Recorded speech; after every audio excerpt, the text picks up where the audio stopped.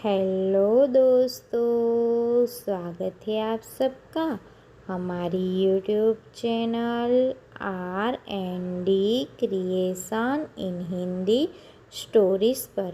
आज की हमारी स्टोरी है कालिया नाग, तो अंत तक ज़रूर से सुनिएगा। जो भी पशु पक्षी यमुना नदी के उस कुंड के ऊपर या आसपास से गुजरता वह मृत्यु को प्राप्त हो जाता। कारण था कालिया नाग का वह भयंकर विष, जिसके कारण कोई भी पास से गुजरने वाला मनुष्य या जानवर अपनी जान से हाथ धो बैठता। वहाँ का पानी भी नीला पड़ चुका था। बेचारे निर्दोष पशु पक्षी उस जल को पीने वहाँ जाते तो उनकी मृत्यु हो जाती। भला उनका क्या दोष। एक दिन श्री कृष्ण जंगल में अपने मित्रों के साथ गेंद से खेलते हुए इतना व्यस्त हो गए कि उनको पता ही नहीं चला कि कब वह उस कुंड के पास पहुंच गए। इतना तो ठीक था, लेकिन श्री कृष्ण ने जोर से गेंद में अपना बल्ला मारा। गेंद सीधा कुंड में जा गिरा। मित्र इस बात से अनजान कि उस कुंड में भयंकर कालिया नाग रहता है, हट करने लगे कि तुमने गेंद गिराई है तो तुम ही नदी से वो गेंद निकाल कर लाओ। श्री कृष्ण सब जानते थे और उन्होंने गेंद भी जानबूझकर अंदर गिराई थी, क्योंकि उन्हें कालिया नाग को वहां से भगाना था। कृष्ण मित्रों के हट करने पर खुशी खुशी नदी में कूदने के लिए नदी के किनारे एक पेड़ पर चढ़ गए। पास में ही एक नगरवासी गाय चरा रहा था। वह चिल्लाता हुआ पहुंचा, कान्हा, इस कुंड में मत कूदो। कृष्ण जी थोड़ा रुके और उसकी बात सुनने लगे। वह कहने लगा, लल्ला, इस कुंड में मत कूदो, इसमें भयंकर कालिया नाग रहता है। लेकिन उसकी बात न मानते हुए वह कुंड में कूद गए और उस स्थान पर जा पहुँचे जहाँ कालिया नाग की रहने की जगह थी। कालिया नाग उस समय निद्रा में था, लेकिन उसकी रानियां द्वार पर खड़ी थी।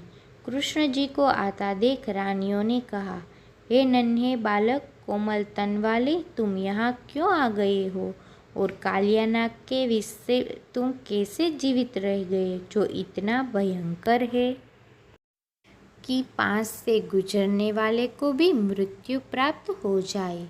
आप कौन है? श्री कृष्ण ने कहने लगे, मैं यह जानता हूँ कि तुम्हारे स्वामी के विष से निर्दोष प्राणियों की जान चली जाती है और पानी विषैला हो रहा है, इसलिए तुम उनसे कहो कि कहीं और अपना डेरा बनाए। कृष्ण जी इतना बोल ही रहे थे कि कालिया नाग की आँख खुल जाती है। श्री कृष्ण उन्हें देखते हैं। वह इतना डरावना, 10 फनों वाला, मुंह से जहरीला धुआं निकालता, आंखें खून जैसी लाल, इतना विशाल और डरावना कि कोई आम आदमी देखे तो मर ही जाए। जोर जोर से बोलने लगा, किस दुष्ट ने मेरी नींद में विघ्न डाला? श्री कृष्ण सामने ही खड़े थे। कालिया कहने लगा, बालक, तेरा इतना साहस कि कालिया नाग के आगे सही सलामत खड़ा है। चल, हम तुम्हें माफ़ करते हैं। इसका फ़ायदा उठाते हुए अपनी जान बचा और चला जा। श्री कृष्ण कहने लगे, जाना तो तुम्हें पड़ेगा, क्योंकि तुमने इतने पाप किए हैं। निर्दोष प्राणियों की जान ली है, पानी दूषित किया है, जिसके कारण अनेकों जीवों की जान चली गई। इसलिए चले जाओ। कालिया कहता है, इतना साहस, लेकिन फिर भी मैं तुम्हें बालक समझता हुआ छोड़ देता हूँ, इसलिए चले जाओ। श्री कृष्ण जी कहते हैं, मूर्ख, तुम्हें जाना होगा।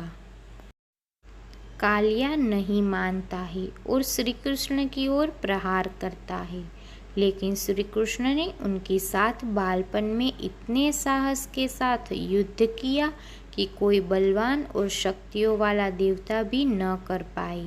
देखते ही देखते युद्ध भयंकर रूप धारण करने लगा, लेकिन कालियानाग थक कर चूर चूर चूर हो गया। त्राहिमाम करते वह श्री कृष्ण से माफ़ी मांगने लगा। श्री कृष्ण ने कहा, कालिया, तुम्हारी रानियों की सुहाग को देखते हुए मैं तुम्हारे प्राण बख्श देता हूँ, लेकिन तुम यहाँ से दूर किसी दूसरे कुंड को अपना स्थान बनाओ। कालिया श्री कृष्ण को पहचान लेते हैं। दूसरे कुंड में जाने से पहले वह कृष्ण जी को अपने फनों पर नृत्य करवाते हैं। किनारे पर सभी नगरवासी भी इकट्ठा हो जाते हैं, जो ये दृश्य देखकर नतमस्तक हो जाते हैं। इस तरह कालिया को श्री कृष्ण ने यमुना नदी के उस कुंड से दूसरे कुंड में भगाया और प्राणियों को बचाया। तो दोस्तों, कैसी लगी हमारी ये कहानी वो कमेंट करके कमेंट बॉक्स में ज़रूर से बताइएगा। और ऐसी ही कहानियाँ सुनने और देखने के लिए हमारी चैनल को लाइक करिए, शेयर करिए और सब्सक्राइब करिए। धन्यवाद। जय श्री कृष्ण।